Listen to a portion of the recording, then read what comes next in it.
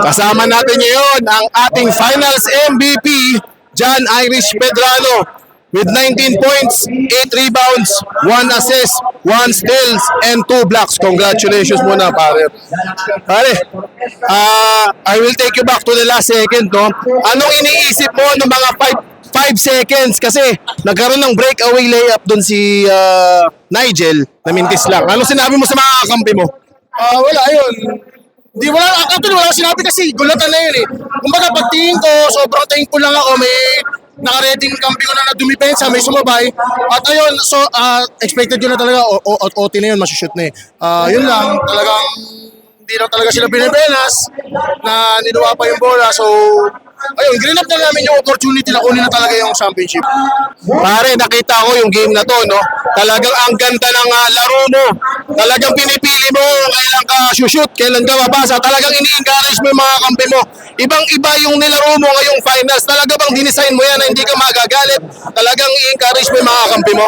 Actually, yun na talaga yun, kailangan. Kasi sa mga previous game namin kapag umiinit yung ulo, hindi lang ako yung nasisira, pati yung teammates ko nasisira. So na-affectan yung team. So ilang beses nangyari sa amin, lamang na lamang kami, bigla kami makakambak. So ayun, sabi ko, kahit pa paano, medyo uminit pa rin naman yung ulo kanina, medyo pero talagang sinisigurado ko na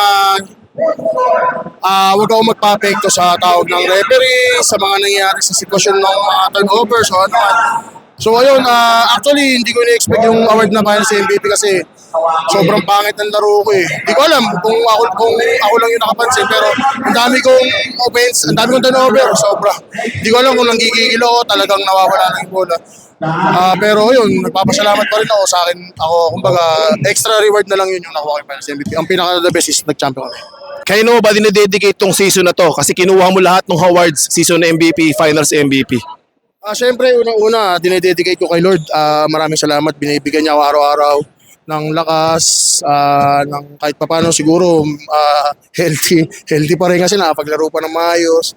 So, sa buong Igop community, sa mga kabatch ko o sa hindi ko man kabatch, mga friends, relatives dito sa Igop.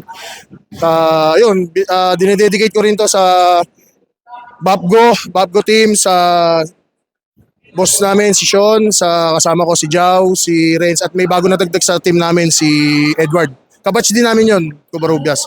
So syempre sa family ko, yun, kahit di naman sila nakapanood, alam ko nakasuporta sila. Saka syempre sa Grand Lanay, miss ko na kayo.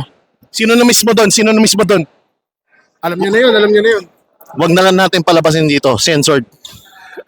There we have it, our season and finals MVP, John Irish Pedrano. Thank you, Coach Dan.